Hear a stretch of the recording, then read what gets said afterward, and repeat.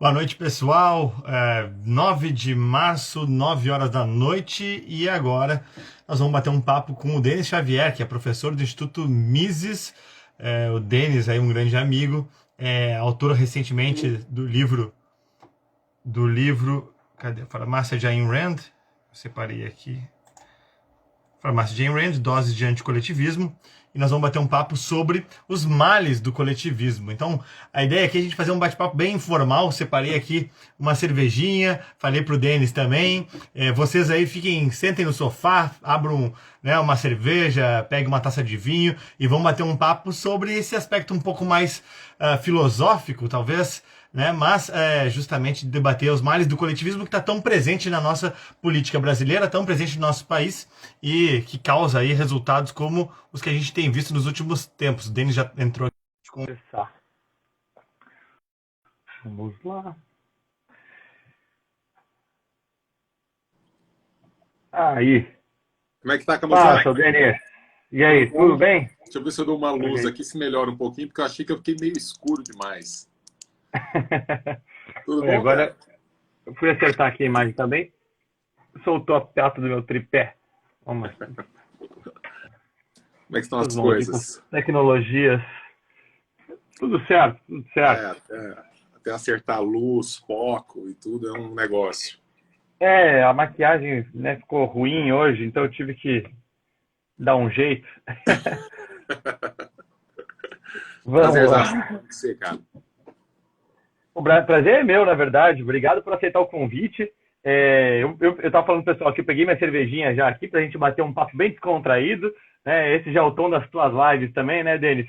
E que torna mais leve também esse assunto que é tão relevante. A gente falou dias atrás no grupo Vinho e Liberdade, né, tomando um bom vinho, discutindo sobre esse assunto, que tu foste palestrante, sobre esse mesmo tema, os males do coletivismo. E aí, na sequência, a gente falou de fazer essa live aqui agora para explorar um pouco mais esse assunto. Eu vivo na prática esse negócio, né?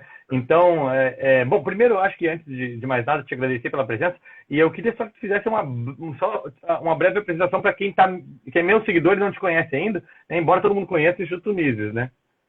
Sim, eu sou um professor de filosofia da Universidade Federal de Berlândia, sou atualmente diretor acadêmico do Instituto Mises Brasil, sou um dos professores da pós-graduação lá do Instituto, e tenho uma atuação muito engajada na luta pelas liberdades individuais. Coordeno uma coleção de livros chamada Breves Lições, que exatamente evoca alguns dos principais autores defensores das liberdades, Sowell, Hayek, Hoppe, Ayn Rand. É uma coleção que continua, né? Vamos tocar esse projeto enquanto vida houver.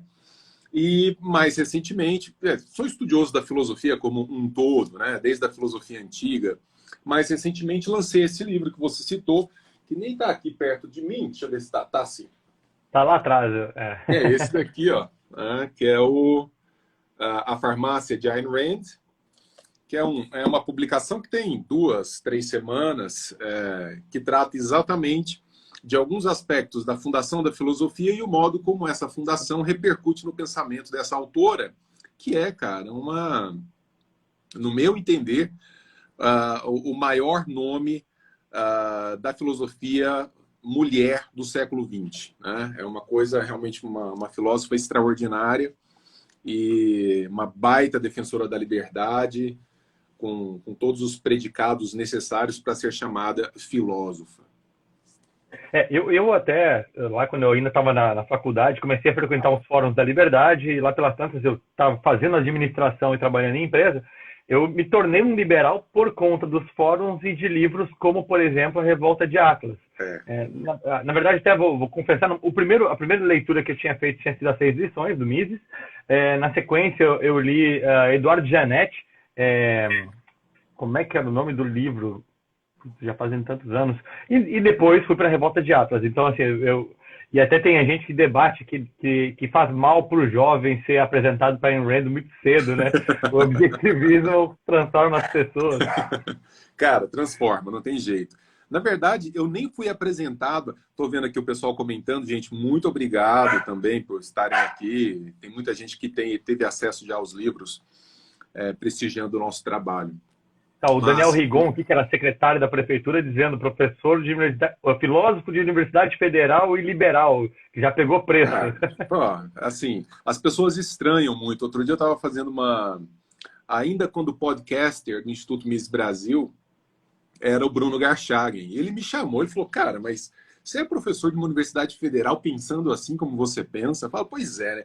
Ainda causa muita surpresa, causa espécie, quando não deveria, né? Nós deveríamos ter dentro das universidades exatamente as mais diversas correntes, formas de pensar. O fato é, no entanto, que desde que nos entendemos por gente nesse país e que fundamos as nossas universidades, o que aconteceu foi um monopólio de uma certa visão muito estatizada, muito coletivizada e não permeável ao diverso. Né? Então, realmente, as pessoas ainda estranham, mas eu espero que essa estranheza ela vá passando aos poucos e que outros defensores da liberdade se coloquem de maneira mais efetiva dentro das instituições universitárias, porque nós precisamos muito, cara. Está muito, muito tomado. Verdade. Até o Clareto coloca aqui, menciona aos Clareto demais que aí. acompanham a virtude do egoísmo. Para mim, o melhor da véia doida, né? Apelido da Ayn Rand aí. E antes da gente chegar na virtude do egoísmo, falar sobre egoísmo, eu queria antes começar pelo começo, com o perdão do trocadilho, mas, Denis, eu queria que tu fizesse uma definição do coletivismo, porque muita gente, quando a gente faz o debate, seja ele o debate na universidade, seja ele o debate político, ou o debate eleitoral mesmo, né, para ser mais direto, não dá tempo de tu falar sobre coletivismo, não dá tempo de tu entrar no debate filosófico, conceitual, né? Mas ele é muito importante, ele é base fundamental daquilo que nós defendemos no dia a dia, no plenário, nos nossos projetos, né? E, obviamente, na academia, para quem é, como tu, diretor de Instituto Mises. Então, o que é esse coletivismo aí que faz tanto mal? Basicamente, o coletivismo está ancorado na ideia da dissolução da figura do indivíduo em prol de um determinado grupo, em prol de um determinado coletivo. Ou seja, a ideia de que um indivíduo não deve ser analisado, não deve ser julgado, não deve ser avaliado pelas suas características próprias, pelas características que ele mesmo desenvolveu no curso da sua vida, mas deve ser avaliado em função de uma certa participação, muitas vezes involuntária, e aí é o ponto do coletivismo, porque muita gente me pergunta assim, Denis, mas se nós montamos um grupo de pessoas interessadas, sei lá, por exemplo, em colaborar com indivíduos que são viciados em droga, nós não podemos... Isso é coletivismo? Não, isso não é coletivismo. Você, quando faz uma adesão voluntária a um grupo, a partir de uma perspectiva de uso livre do seu arbítrio, você não está participando de uma estrutura coletivista. O coletivismo ele depende de um certo grau de coação, depende de um certo grau de violência, que pode ser uma violência mais explícita, uma violência menos explícita, mas algo que faça com que o indivíduo desapareça naquele coletivo. Lá naquele bate-papo que nós tivemos, né, de vinho e filosofia, eu citei para vocês o exemplo do racismo. A Ayn Rand vai dizer que o racismo é a pior forma de coletivismo. Por quê? Porque eu olho para o cara, eu não estou olhando para as suas características constitutivas fundamentais. Eu estou olhando para ele estou julgando esse sujeito a partir de elementos externos e acidentais. Por exemplo, o que faz com que um sujeito nasça com uma pele preta e o outro com uma pele branca? Acidentes bioquímicos. Isso, de um ponto de vista pragmático, no julgamento sobre o que a pessoa é capaz ou não de fazer, não faz a menor diferença.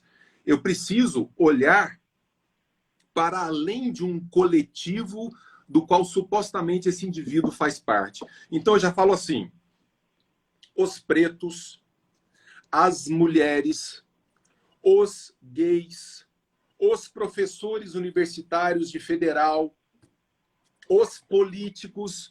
E daí, Camozzato, por exemplo, eu olho para você, você é um vereador, eu olho para você e falo assim, é um político. Isso significa o quê? Que eu já te coloco dentro de um coletivo, independentemente da sua vontade ou não, e te classifico assim, de forma pejorativa ou negativa ou positiva, não interessa. Mas não.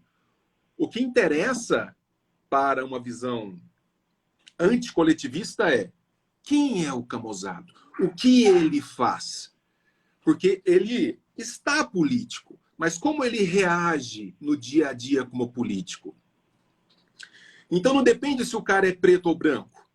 Entre pretos e brancos há canalhas, há corruptos, há gente burra, há gente competente, construtiva, inteligente, empenhada. Então eu não quero saber da cor da sua pele, porque isso é acidental. O cara falar assim, numa visão anticoletivista, o cara falar assim, eu tenho orgulho de ser preto. Não faz muito sentido. Eu tenho orgulho de ser branco. O que significa isso? Você tem orgulho de ter nascido com uma coisa, com uma característica acidental que absolutamente não dependeu de você? Não. Eu tenho orgulho do que eu construo. Eu tenho orgulho do que eu realizo. Eu tenho orgulho do que eu faço. Né? Resultado de trabalho. O orgulho ele deve estar atrelado a uma produção. Então, o coletivismo é o grande mal. É colocar o sujeito numa massa amorfa, numa massa difusa, no qual ele desaparece. Essa é a essência do fascismo, do nazismo, do socialismo, do comunismo. Essa é a essência também de alguns regimes de direita. Então, o problema não é direita e esquerda. O problema é indivíduo versus coletivismo. Perfeito. E nessa concepção, Denis, se torna muito conveniente e explicável por que a política se apropria tanto do uso do coletivo. Se torna muito conveniente para um parlamentar, para um político, enfim, para quem precisa passar por eleição, não precisar tratar de indivíduos, mas sim tratar de grupos. Então, os interesses abstratos de grupos, né, que muito se fala e pouco se compreende, mas é muito conveniente, não preciso mais falar com cada um, fulaninho, ciclano, entender o que ele pensa, o que ele passa, qual é a vida daquele sujeito, e vou agora colocar ele nesse rebanho e tocar a boiada, né? Isso. Então, eu separei aqui alguns causos para a gente poder comentar. Um deles a gente comentou lá na palestra tua do Vinho e Liberdade, até me cobraram aqui que eu não estou com vinho, hoje eu estou com cevada, né? Eu estou variando o uso das commodities e produção agro brasileira aqui, nesse caso não bem brasileira, né? Mas enfim. Mas o primeiro caso que eu queria relatar foi sobre um dos projetos que nós tivemos na Câmara Municipal, onde se instituiu um ingresso com preço pela metade para idosos fazerem corridas de rua. E aí Porto Alegre criou uma legislação onde qualquer corrida de rua autorizada pelo município tinha que ter aí um preço pela metade, se não me engano, era para idosos. E eu fui um dos poucos que falou contra esse projeto, né, justamente tentando mostrar por que isso era ruim, do ponto de vista, inclusive, da coletividade, porque puniria os próprios idosos com menos corridas e tentando explicar, destrinchar esse racional. Pois bem, né, eu fui tão bem sucedido que no final da sessão, um grupo de velhinhos me chamou de velhofóbico, idosofóbico e essas coisas assim. Eu passei a sofrer velhofobia.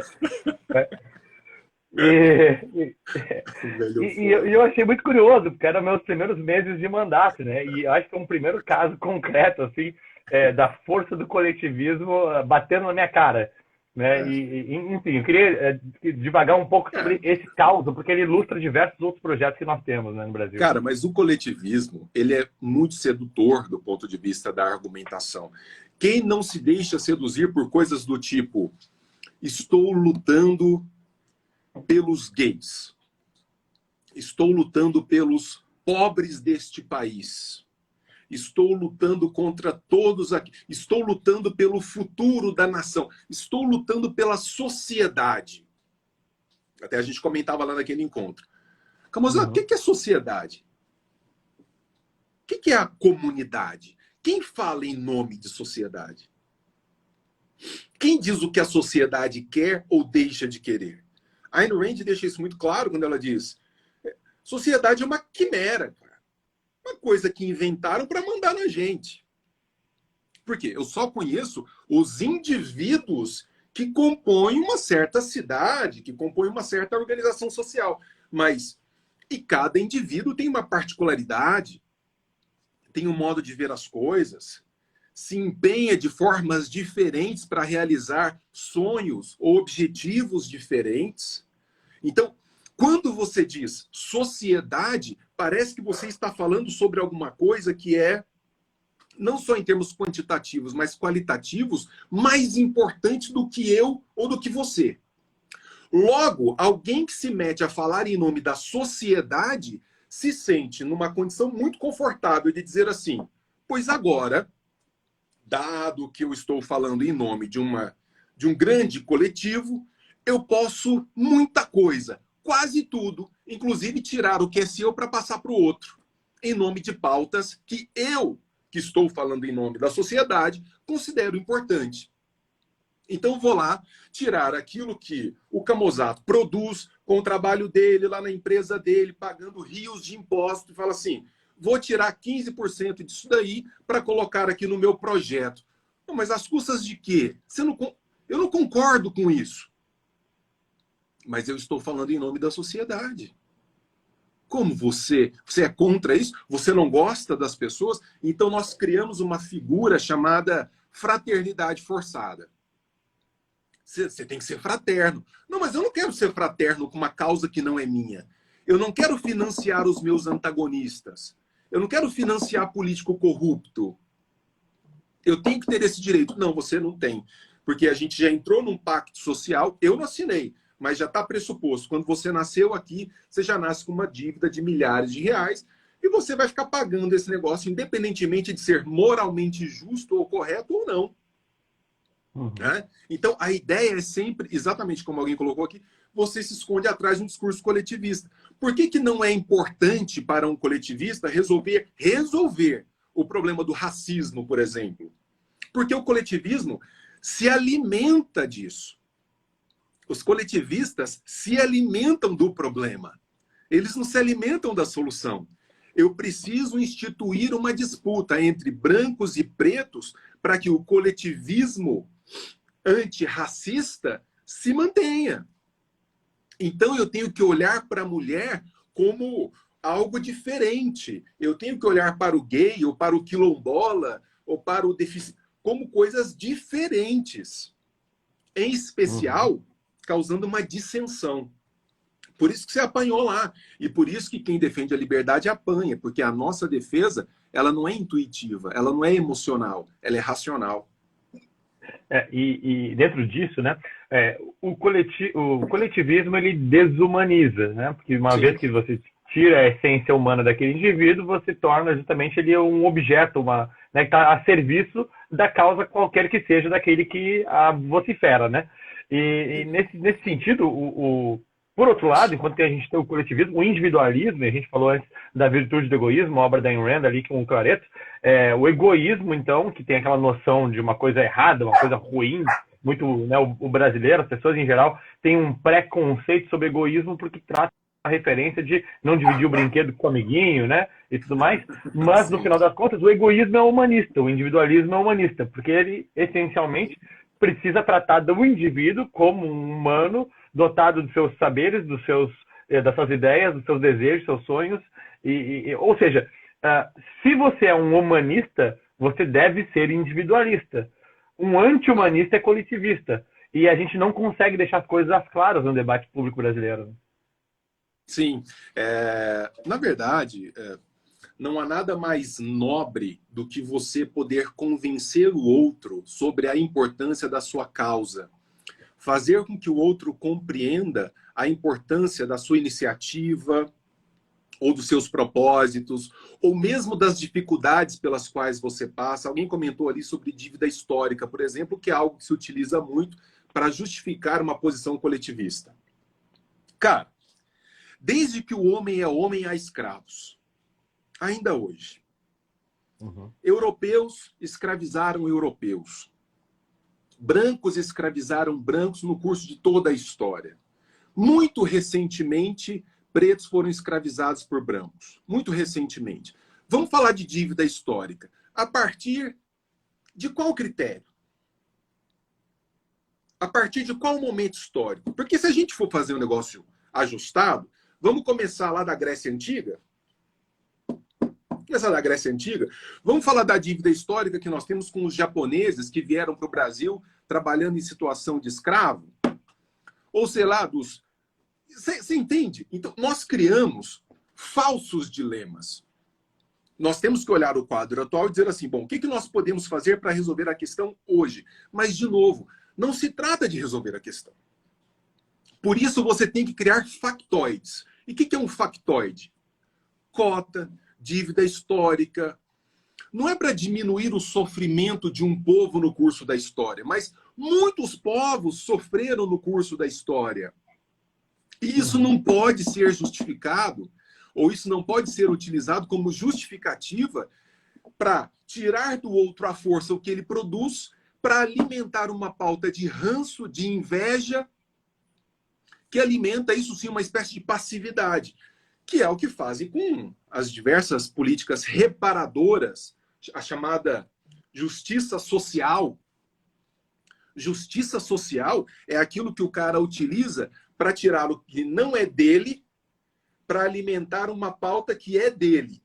Ou seja, ele faz de intermediário com o dinheiro do outro. Isso não é justo, cara. Então, se eu quero financiar uma determinada causa, que eu seja convencido e que eu, fazendo uso do meu arbítrio, da minha racionalidade, da minha liberdade, me sinta confortável em ajudar. Como tantas pessoas fazem, cara. Como tantas pessoas fazem. Agora, durante a pandemia. Cara, quantas empresas se envolveram com tratamento? Eu estava outro dia num voo, não lembro que companhia aérea, falando assim, estamos voando com as vacinas gratuitamente. Por quê? Porque, pô, para nós é importante, a gente quer se engajar. Outra coisa é o governo baixar uma lei e falar assim, vai ter que viajar de graça com vacina. Não funciona, isso não pode ser assim. É seu, é o seu espaço, é a sua propriedade. Aliás, quanto mais a fraternidade é forçada, menos o cidadão se coloca, né, na posição de ser fraterno, né? Você cria uma civilização que a Ayn Rand vai chamar de homens hipócritas e abraçados à culpa. Hipócritas por quê? Porque cínicos, ela vai dizer, nem hipócritas, ela vai dizer cínicos. Porque nós não queríamos agir assim, Camozar. A gente não queria agir assim. Como é que eu queria agir? Eu olho para o hospital e falo assim, que legal, aquele pessoal faz um bom trabalho, vou colocar meu dinheiro lá. Então, o cinismo é você retroalimentar a máquina. E a culpa, porque a gente não tem a coragem de enfrentar esse sistema. A gente não tem a coragem de fazer o que você fez lá, ir para o púlpito e falar assim, isso é errado. Eu não posso, ainda que seja uma pauta extraordinária, passar a fatura para o outro pagar sem a concordância explícita dele enquanto indivíduo. É aquilo que eu comentei com você da outra vez, que a Rand vai chamar de a mentalidade do comerciante. Eu não espero receber por aquilo que eu não entrego. Não espero receber pelo que eu não entrego. Mentalidade do comerciante é essa. Quero uma pizza. Me deu uma pizza. Toma aqui o dinheiro. Ah, eu não vou te dar uma pizza, ou essa pizza tá ruim, mas você podia tanto me dar esse dinheiro. Não, peraí, ué. Eu posso até dar, mas não porque você está me pedindo, ou não porque eu sou forçado, mas por um ato livre, espontâneo. Fala assim, não, tudo bem. Mas um comerciante não espera isso. Uhum. E isso é aquilo que Bastiat tratou quando falou de que o Estado é aquela ficção de todos tentam viver às custas de todos, né? A justiça social, a Mônica está perguntando, justiça social feita pelo... Melhor justiça social é você tirar o entulho estatal da vida do indivíduo. É a melhor justiça social. Quando o indivíduo não é proibido de fazer, quando ele não tem 1000 obstáculos para realizar seus objetivos, os seus sonhos, os seus planos. Porque o Estado, ele não só muitas vezes não colabora, como ele impede você de fazer. Ele impede você de fazer. Vacina. Eu poderia juntar o meu bairro e comprar 3.000 doses de vacina direto lá na distribuidora. Não, o Estado não me permite fazer isso. Ora, mas o senhor Bolsonaro ficou brigando lá com a China, fazendo piadinha durante meses. Para que pressa? Para que pressa, gente? Vacina nem é um negócio tão importante assim, não. Ah, vacina chinesa, vou aplicar esse troço comunista. Tudo bem, cara. Você é Você quer tripudiar em cima dos caras? Tripudie. Mas então eu tenho que estar liberado para eu ir lá, no interesse da minha defesa, da defesa da minha vida, da vida de quem eu amo, e comprar. Enquanto você faz as suas graças políticas aí. Mas não. Mas não. Eu tenho que aguentar a graça, a incompetência na entrega e a impossibilidade de adquirir por vias próprias. Mais soviético do que isso, meu amigo? Muito bom. O Frederico perguntou aqui sobre países que dão certo com isso que vocês estão falando, né, que bebem um pouco mais à luz desses princípios. Eu acho até difícil dar algum exemplo de algum país em específico, porque ninguém vive à luz da teoria, mas quando bota o Brasil no espectro comparativo com o que a gente vê mundo afora, eu, por exemplo, morei em outros países que são muito mais livres, onde tem muito mais caridade voluntária do que a involuntária centralizada pelo Estado e forçada, do que o próprio país, do que o próprio Brasil, né? Embora muitos deles, inclusive, tenham carga tributária tão grande quanto, que é o caso da Bélgica, quando eu morei em Bruxelas, que era super livre comparado ao Brasil, mas ao mesmo tempo carga tributária semelhante com a brasileira. Mas é interessante, é o seguinte. Você pega as listas dos países mais prósperos do mundo, maior índice de desenvolvimento humano, e olha, geralmente estão associados aos melhores índices educacionais, aos melhores índices de saúde, melhor infraestrutura. Todos eles têm um traço comum. Todos estão ancorados em liberdade econômica, em maior ou em menor grau. São os países economicamente mais livres. Isso não é acidental, né, Camozar? Isso não é acidental. Não é acidental o fato de que os países mais estatizados, de economia mais controlada, de economia mais interventora, sejam os últimos países. Em termos de prosperidade, em termos de índice de desenvolvimento humano, de educação, etc, etc, etc. Não é acidental, primeira coisa. Depois você citou exemplo de país do norte da Europa, a famosa social-democracia europeia. Eu estou com a bebê aqui que de vez em quando dá uma latidinha. Tá lá, ô, gordinho. Está participando. A famosa... a filhota que de vez em quando ela marca presença. A famosa social-democracia. Cara, social-democracia só é viável com o mercado escancarado. É um modelo de proto-socialismo que vai funcionar por um tempo por conta de livre mercado. Então, tudo bem. Você pode taxar o cara em 50%, como eles fazem em alguns países do norte da Europa, e aí cria aquela rede de proteção social. Por quê? Porque, primeiro, eles se tornaram países ricos e depois começaram a fazer políticas de justiça social, sendo que hoje já começam a dar sinais de falência desse sistema. Porque a tendência do Estado é de ampliação e a conta não paga. O que eu quero dizer, Frederico, é que quando você olha para o modelo social-democrata, ele é o mais próximo de uma espécie de socialismo que você vai ver funcionar.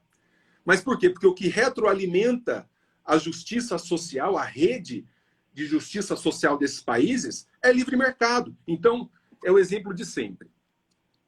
Eu olho para o meu vizinho e falo assim, puxa vida, ele é muito rico, ele tem uma Mercedes. Sabe o que eu vou fazer? Vou comprar uma Mercedes também, porque eu sou rico. Não. Primeiro você fica rico, depois você compra uma Mercedes. O fato de eu comprar uma Mercedes pobre não vai fazer com que eu seja rico. Então, primeiro você implementa as políticas de liberdade, implementa as políticas de livre mercado e depois procura, como acontece na Europa muitas vezes, toda essa teia de proteção social. No entanto, nós temos o famoso caso da Finlândia, meu amigo, o cobertor vai ficando pequeno. O cobertor vai ficando pequeno. Aí você tem que começar com política de austeridade. Perfeito. Eu ia voltar um pouco no papo aqui, Denis, para a gente tratar sobre uns outros casos curiosos também, que até essa semana eu abordei em alguns grupos de amigos e que eu acho que está na essência do que a gente está conversando aqui desde o início desse nosso papo, que é justamente os casos onde essa mentalidade do coletivismo ela se torna tão exacerbada ou melhor, os reflexos da mentalidade coletivista e do comportamento decorrente dela se torna tão exacerbada que o cidadão comum percebe que tem alguma coisa errada e causa aquele desconforto. E aí trago o caso aqui da Hannah Mosley, que é uma jogadora trans de handball feminino, é um homem, né, que virou jogador e que foi o primeiro trans, pelo que tem registro aqui, a jogar o Mundial de Handball. E é muito engraçado de ver as fotos, porque o cidadão, a cidadã aí, é quase o dobro da massa muscular, altura, força, né? E causava uma dificuldade gigantesca para os times de handball adversários que não conseguiam sequer fazer a marcação da jogadora. E que é muito curioso. Não só isso no handball, como a gente está vendo agora casos onde o próprio MMA, né? E aí é um negócio surreal, porque no MMA nós estamos falando sobre um homem trans agredindo uma mulher. Em outras perspectivas, nós diríamos que aí nós temos o enquadramento de Maria da Penha. É uma lutadora. Não, quer dizer, se devagar muito nessa análise, a gente vai ter um caso concreto de crime aqui de Maria da Penha. Né? Cara, é surreal. Eu tenho acompanhado isso. Velho, um dos grandes elementos fundadores do coletivismo e da mentalidade coletivista é que você não pode, ou pelo menos não deve, estar atento a elementos factuais. Então, porque, de novo, importa muito mais, obrigado, importa muito mais a narrativa, importa muito mais a história contada e ela parecer ter algum sentido do que propriamente dados concretos da realidade. Uma mentalidade coletivista, ela não se importa com os fatos. Então, veja, aqui, ó, estou até com um livro aqui sobre a mesa que eu adoro, que é Os Erros Fatais do Socialismo, do Hayek, no qual ele fala assim, veja, a sociedade, ela foi se organizando meio que por um ritmo darwiniano. Isso significa o quê? Que modelos que nós fomos construindo no curso da história, eles foram prosperando mais ou prosperando menos, fazendo com que a gente chegasse até aqui. Ou seja, nós somos o resultado de ajustes espontâneos de organizações sociais espontâneas. Algumas civilizações, alguns grupos humanos que seguiram um certo caminho, bateram com a cabeça na parede porque o troço não funcionava, outros tentaram outros caminhos, e isso foi se desenvolvendo. Então nós somos também nós, em termos de sociedade, em termos de grupo social, nós somos o resultado de um aperfeiçoamento dos modelos. Cara, se existe uma coisa que não funciona, por uma questão própria de natureza humana, é uma tentativa de centralizar decisões, é uma tentativa de organizar racionalmente o curso da história, esperando que a gente possa dominar o curso da história. Então, por exemplo, essa palhaçada de linguagem neutra. Se a língua, por si só, demanda um uso novo no registro do gênero, isso aconteceria naturalmente, e não por força de atuação de meia dúzia de debilóides que ficam lá, olha, é todes, é todes, é todes. E isso vai criando uma espécie de rejeição a uma coisa, por quê? Porque não é resultado de uma dinâmica natural do processo. Então, você tem que ignorar, para ser coletivista, ignorar os fatos não contam mais, e você tem que governar a narrativa, impondo essa narrativa ao fluxo da história. Cara, isso dá uma merda monstruosa. Isso nunca funcionou. Isso nunca funcionou. Nunca vai funcionar. Então, eu defendo as liberdades individuais não é porque eu acho mais bonito. Não é porque eu acho mais legal, ou porque com isso eu vendo livro. É porque é o que funciona melhor. É perfeito? Não é perfeito. Se a gente for discutir modelo de perfeição, temos que sair do mundo real e entrar na nave da Xuxa, e não sei o quê, uma coisa infantiloide. Coisa séria é modelos que são melhores do que outros. E não existe um modelo melhor do que aquele que aposte nas liberdades individuais, na livre correlação entre os indivíduos, na mentalidade do comerciante que vê os fatos e joga com os fatos, e não com uma projeção mental da realidade. E eu trouxe esse exemplo da jogadora trans muito porque ela consegue conectar com o cidadão comum, que está alheio ao debate filosófico, conceitual e tudo mais, mas que ele consegue sentir que tem uma coisa errada ali, causa um desconforto nele. Às vezes ele não manifesta, aliás, tem toda a questão da espiral do silêncio em torno disso, né? Do constrangimento em se manifestar, porque sabe que você vai depois ter militância em cima, vai acabar justamente não conseguindo prevalecer a uma ação organizada, né, de cancelamentos. Cancelamentos atualmente são muito disso também, mas eu acho que é muito didático, tem sido muito didático, acho tanto esse caso da trans ali, quanto do MMA, quanto também tem sido, não sei se está acompanhando o Big Brother Brasil, mas como tem sido a polêmica do Big Brother com a Lumena, com a Carol Conká, que deu todo o rebuliço, né, da tentativa de cancelamentos atrás de cancelamentos, e quem é que pode falar em nome de quem, né, se você está querendo usar o movimento a seu favor ou não, e por aí vai, e que gerou uma repulsa do público que conseguiu, por conta disso, expulsou aí com recordes, né, de rejeição a essas pessoas que promoveram essa caça às bruxas, né? Ou seja, o cidadão comum, ele rejeita isso, mas ele não consegue internalizar, ele não consegue traduzir isso na sua cabeça, né? E mais do que isso, muitas vezes ele não consegue formular isso em termos discursivos na cabeça dele, mas ele muitas vezes se sente culpado sem entender o porquê. Fala assim, nossa, quando eu não uso a linguagem neutra, será que eu estou ofendendo alguém? Porque tem gente bem intencionada. Será que eu estou machucando a sensibilidade de alguém? Por isso que é tão importante você criar grupos humanos de ressentidos. Cara, você tem que alimentar o ressentimento. Você tem que alimentar o ódio. É aquilo que a Ayn Rand vai chamar de a era da inveja. Então, se o Camozzato se destaca, se ele constrói um percurso de sucesso, eu tenho que olhar para ele, numa sociedade de gente sadia mentalmente, eu olho para ele e falo assim, que moleque massa. Esse cara tá seguindo um baita de um caminho, é uma inspiração para todo mundo. Trabalha, é sério, é honesto. Mas não. Numa visão coletivista, eu tenho que falar assim, esse cara estabeleceu um certo padrão de excelência que não pode ser aceito numa sociedade mediocre, em latim, né? Mediana. Uma sociedade mediana não pode aceitar destaques. Então, o que eu faço? Esse cara, não. Aí você começa a arrumar argumento para desfazer o sujeito, para dissolver o sujeito na massa amorfa. Você não pode se destacar, você não pode ser aquele indivíduo com uma nitidez que se impõe a todo o resto e inspire todo o resto. Você tem que ser puxado para a massa e ser dissolvido nela. Algum professor aí para trás um dia deu um exemplo, acho que até comentei isso com você. Eu olho para um jogador de basquete, eu nunca serei igual a ele, o Michael Jordan. Aí eu falo, esse Michael Jordan, ele se destaca de uma maneira que me humilha com a sua excelência. Então nós vamos criar uma lei que corte as pernas dele. Vamos amputá-lo. Porque ele não pode se destacar dessa maneira. O empresário, o cara arrisca tudo, arruma emprego para todo mundo e destrói, faz e acontece.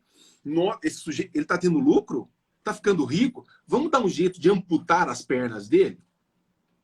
Ou seja, você premia a incompetência, você premia a inércia, você premia o conforto. O cara que quer romper com o resto, ele é penalizado.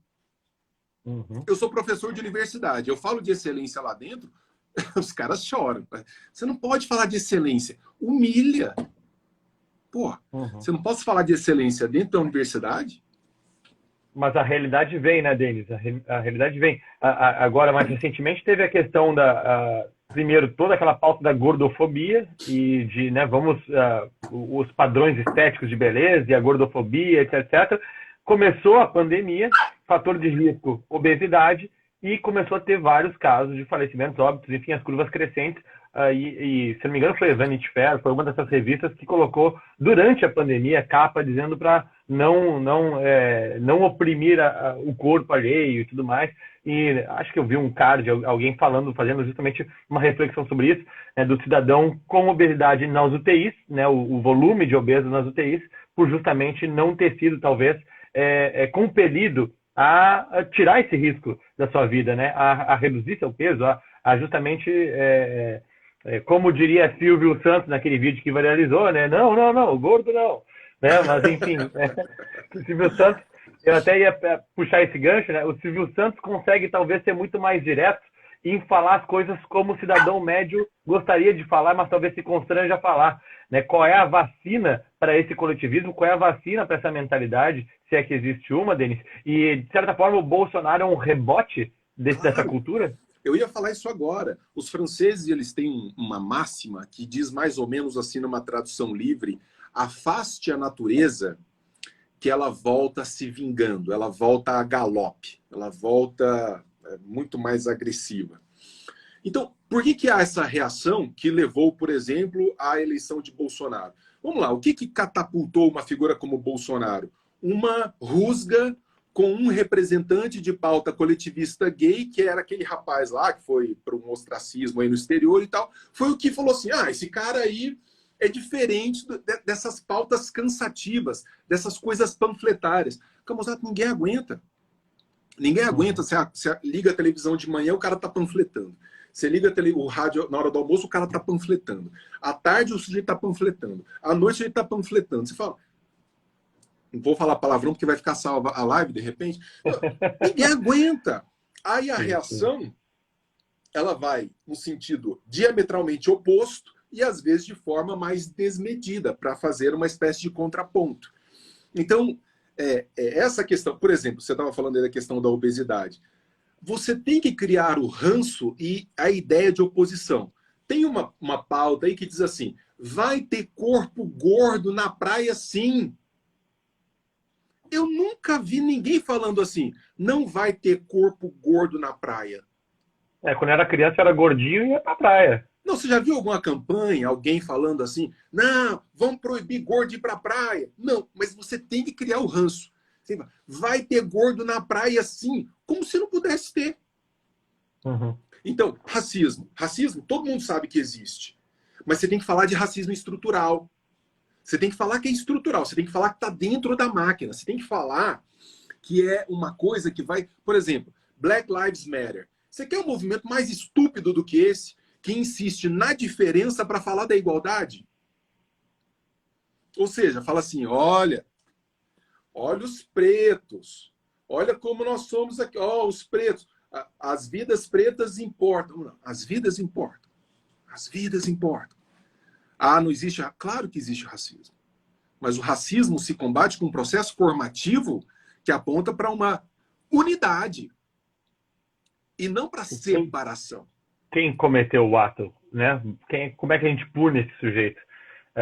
Eu sinto justamente... Eu sinto calafrio toda vez que eu vejo a questão da sociedade, do estrutural, do machismo estrutural, do racismo estrutural, porque justamente é o discurso que tu não tem interesse em resolver o problema de fato, né? Ele maquia a resolução porque ele não permite que ninguém seja culpado. Todos são culpados.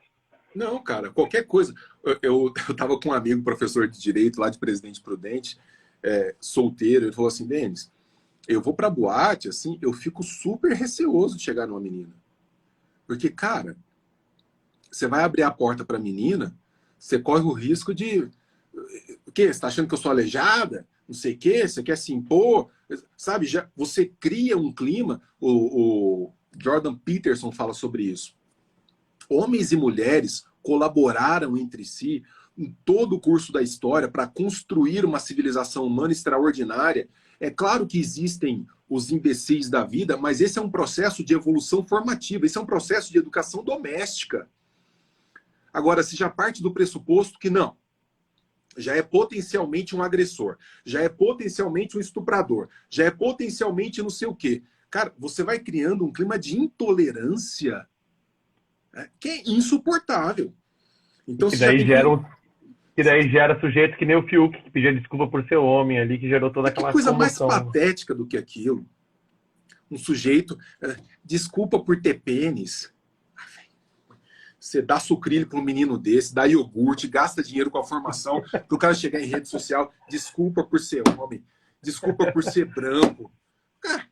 A Nani colocou aqui pra gente aqui, o sentimentalismo tóxico que o Dalrymple traz no livro Podres de Mimados, uma sociedade onde todos são vítimas e merecem ser protegidos e mimados, né? E aqui o Ronan também, né? Que todo homem é um estuprador em potencial. Que também muito se fala, especialmente nas universidades, né? Ó, a pauta da inveja, a pauta do ranço histórico, a pauta do choro, do sofrimento, é a pauta da universidade brasileira. Eu ia dizer, o coletivismo ele é um produto da intelectualidade? Em grande medida, em grande medida. Especialmente no Brasil, porque as nossas universidades, especialmente quando fundadas ali a partir dos anos 60, quando você tem a fundação da USP, a criação dos cursos de humanidades, muitos dos professores que alimentaram uma tradição acadêmica nossa foram os europeus de tradição comunista, especialmente os franceses. Isso foi se espalhando dentro da universidade. E quando houve um momento para tentar reformular a coisa durante o período militar, você lembra da saída do general Golbery, que falava assim, não, deixa esses caras lá enfiados nas universidades, né, fazendo o que eles querem, esse bando de comunista e tal, que era a teoria da panela de pressão, né? Você deixa ali um respiro, deixa os caras fazendo o que quiserem, e hoje nós pagamos, cara. As universidades estão lá tomadas. Um cara como eu sou um acidente de percurso. Porque quando eu entrei, era um concurso de História da Filosofia Antiga, que ninguém estava muito atento a essa questão política naquele momento. Então eu fui um acidente de percurso, mas os concursos são pensados para retroalimentar um modelo de discurso. De modo que eu recebo aluno o dia inteiro, nas minhas redes sociais, falando, cara, eu quero fazer pesquisa, mas sobre esse autor eu não posso, porque os professores não deixam. Porque eu nunca vou ter uma bolsa de pesquisa, porque eu vou ser rechaçado dentro de sala de aula, porque eu vou ser hostilizado. Então, a ideia do ressentimento é fundamental. A ideia de você criar oposições que são irreais, de criar hostilidades que são irreais. Isso é fundamental para o coletivismo. Cara, a questão das cotas. Políticas populistas que não trazem resultado efetivo, mas que dão muito voto. Quem fala isso é o Thomas Sowell, né? Ele fala assim, melhor coisa para certos políticos é retroalimentar o discurso do racismo, das cotas e tal, porque isso dá voto. Mas não resolve o problema, não. Porque para resolver o problema, você tem que ir lá para a escola básica e dar um mínimo de condição para o sujeito chegar competindo aqui na hora de entrar para a universidade. Do jeito que está, Camusato, o negro retinto, por exemplo, o negro, ele nem demanda ingresso na universidade, na média. Ele nem passa na porta da universidade. E vai falar em meritocracia para medir qualidade de aprendizado e conseguir ter melhoria, né, no aprendizado. Sindicatos já arrepiam, né? Eu queria... Tu ia falar, Denis? Eu te interrompi. Não. Você. Não, eu ia comentar sobre também a questão que nós estamos vivendo hoje da pandemia. Lá no início da live tu pincelaste um pouco sobre isso. Acho que a gente está vivendo bastante agora, mas mais especificamente aqui no Rio Grande do Sul, algumas imagens dos nossos supermercados ganharam o Brasil. Né? Alas do supermercado com carrinhos não permitindo que o consumidor possa entrar, né? Com lonas plásticas não deixando ele acessar, porque se separou o que é produto essencial e não essencial dentro de um supermercado. Né? E chegou ao ponto de fazer a Procuradoria-Geral do Estado discriminar item a item, o que é essencial, o que não é. Né? Aí vai lá, o copo entra como essencial, mas o prato não entra como essencial. A bomba, cuia de chimarrão, né? Gaúcho, obviamente, essencial. Esse PGE aí, eu acho que era Catarina, né, cara? Botou não essencial. Né? Mas, enfim, chegamos em tal momento que estamos vivendo uma distopia, de certa forma, né? E as pessoas, e talvez esse decreto da essencialidade ou não, dentro dos supermercados, foi justamente a lumena do cidadão que está vivendo na rua no dia a dia da pandemia, foi o jogador trans do handball, ou o lutador de MMA trans, que vai lá e acaba com a luta em tempo recorde, né? E que o cidadão está instalando. E eu te perguntar justamente, essa é a vacina? São exemplos práticos que toquem o cidadão? Ou existe outra forma de remediar essa construção de consciência pública, de certa forma? Eu estou coletivizando aqui, né? Mas, em geral, a sociedade tem receio de combater, de afrontar, né? De confrontar, quer dizer. Cara, veja, os nossos políticos, eles tiveram mais de ano para pensar em modelos de controle da pandemia, de seleção de pessoas contaminadas, de testagem em massa, de verificação de quem está doente, de quarentena de quem está doente. A solução do lockdown, a solução que foi adotada pela maior parte dos políticos brasileiros, é uma solução preguiçosa e covarde. Preguiçosa porque ela trata todo mundo como um gado, né? Coloca todo mundo lá apacentado, todo mundo no curral e fala assim, agora vocês fiquem aí até passar a tormenta. Só que, por outro lado, e essa talvez seja a nota mais triste dessa história, é que, ok, se você quer tratar o povo como gado e o povo aceita bovinamente ser tratado assim, então pelo menos que dê a ele as condições mínimas de subsistência, né, enquanto passa por essa situação. Mas não, eu não consigo entender um modelo mais cruel do que esse, que é você tirar a possibilidade do sujeito brigar pela sua própria vida, pela sua própria existência, pela sua propriedade, obrigá-lo a ficar em casa, ao mesmo tempo sem nenhum tipo de contrapartida. Sem nenhum tipo de contrapartida. Ou seja, se nós liberais defendemos, né, nós defensores das liberdades individuais, tomamos por direitos naturais vida, liberdade e propriedade privada, o Estado e, portanto, todo o corpo normativo deve ser pensado para proteger e sustentar e prover ao indivíduo empenhado vida, liberdade e propriedade privada. São as garantias que esse Estado deve me dar.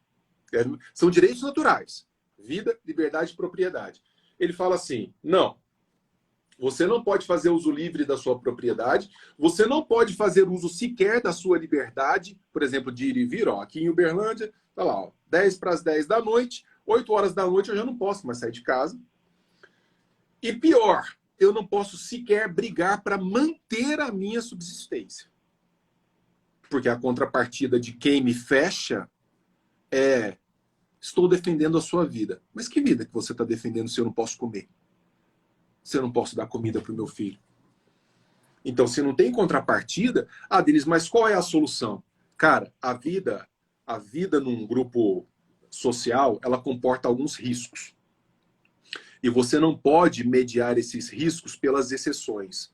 Há pessoas estúpidas que saem contaminando? Há pessoas estúpidas. Mas a maior parte das pessoas é composta por pessoas conscientes, que vão querer usar máscara independentemente de obrigatoriedade, que vão querer tomar vacina independentemente de obrigatoriedade, que vão lavar as mãos, que vão tomar cuidado.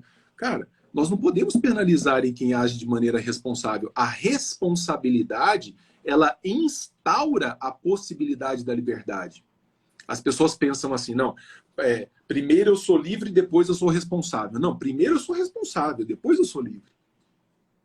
Agora, tem os casos de grupinhos lá que vão se aglomerar, baile funk, um babando na boca do outro. Cara, quarentena. Mas quarentena forçada? Forçada. É para isso que existe força policial, é para isso que existe Estado, mesmo entre os liberais. Você vai encontrar isso em Ayn Rand, você vai encontrar isso em Hayek, em Mises. Se não for para fazer isso, não é liberdade, é libertinagem. Liberdade não é poder fazer tudo do jeito que eu quero e bem entendo. Eu estou com possibilidade de estar contaminado. Por exemplo, eu hoje, enquanto estou conversando com você, estou contaminado. Eu estou com Covid. Estou assintomático. Opa, somos dois. Vou mudar o título da live, então, para a live do Covid. Você também tá? Eu estou já chegando no meu 10º dia aí, por aí. Põe uma máscara aí. Não, eu acho que pelo 5G não contamina, Denis. Não sei, a OMS, eu não vi a última da OMS, tá? Mas acho que ainda está liberado. Assintomático, beleza. Agora imagina, se eu saio por aí, sem máscara, bonitão, lá abraçando as pessoas, meus amigos, não sei. Cara, você mata. Então você tem que pegar um cara desse na testagem em massa, verificar, fechar o sujeito. Aí sim faz sentido. Lockdown para quem está doente e para quem é responsável, mas não para quem está tocando a vida tentando se manter. Isso aí. Denis, estamos chegando a quase 1 hora da nossa live aqui. Não, apesar de que tu não tem o que fazer e não vai ter como sair de casa, né? já que você foi impedido de ir e vir, não quero te segurar aqui para tu não dizer que eu estou te coagindo nessa live. Vamos encaminhar para o finalmente. Pô, passou voando esse tempo, né? É agradável falar sobre O pessoal isso. está falando a Coca Zero, viu? Eu falo sempre, a Coca Zero, ela não tem essa conversa de vermífugo, pelo amor de Deus. Até hoje os caras estão falando disso. É Coca Zero. Coca Zero, ela protege todo o seu organismo, mata vírus e aproveita e desentope pia. Então, se tiver um restinho, você joga na pia e diz, beleza, ferrugem.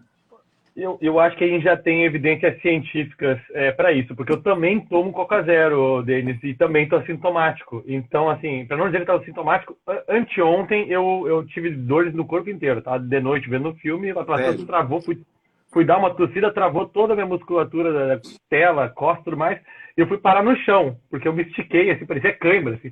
Eu falei, pô, se minha namorada pega nessa hora, você vai dizer assim, morreu, sabe, né? Vou juntar do chão, coitado. Mas tirando esse espasmo aí, né? Tomei um ibuprofeno, ficou tudo certo na sequência e já tô bem. Piero mandando um abraço aí, nosso líder do Vinho em Liberdade. Ei, Piero, beijão, cara. E no final das contas, então, Coca Zero tá aí. Eu acho que já tem evidência suficiente para entrar no protocolo aí. A gente só sobrevive porque tudo que faz mal, a Coca Zero mata. Ó, te agradecer demais. Agradecer a todos que estiveram aqui. Tem alguém perguntando ali. Eu sou o Denis Xavier, que estava conversando aqui com o Camozap. Baita prazer. E é isso, ó. Em tempos de pandemia, quem quiser tá lá. A farmácia de Ayn Rand, doses de anticoletivismo. Pode não te curar da Covid, mas vai te curar da ignorância coletivista. Pô, e eu te perguntei 2 vezes. Pessoal do curso. Existe vacina para o coletivismo? Existe vacina para o coletivismo? E tu nada de entrar com a dose do anticoletivismo. Eu deixei pronto, a deixa. Cara, tá pronto. E eu tô vendo aqui o pessoal do curso de filosofia. Você sabe que eu tô oferecendo um curso de filosofia. Beijão para a Sociedade da Lanterna. Chama Sociedade da Lanterna. Pense você. Porque o Diógenes, o cínico, andava de dia por Atenas atrás de um homem digno. Então, nós estamos sempre atrás de pessoas dignas. Olha só, boa, muito boa, ótima referência. Na mesma lanterna daria para falar também das luzes para iluminar a escuridão, né? Mas, boa, enfim. Das ideias que iluminam a escuridão. Boa, do Mises. Bravo. Isso, das ideias que iluminam a escuridão, é verdade. Mas, Denis, muito obrigado pelo papo. Estava espetacular, excelente conversar contigo. E pessoal que assistiu aí, muito obrigado pela audiência. Eu vi que muita gente falou para deixar salvo, que está muito boa a live e tudo mais. Então, compartilhem ela, vai ficar salvo no meu Instagram sim. E realmente, né? Uma grande aula aqui. Espero que o Denis não me cobre, mas agradeço de coração aí pelo tempo. Não cobro, porque você tem uma atuação exemplar como político, nos orgulha a todos e continue. Uma força jovem importantíssima para nós. Gente, um beijão, baita prazer. Valeu, boa noite, Denis, boa noite, pessoal. Tchau, tchau. Valeu, tchau, tchau.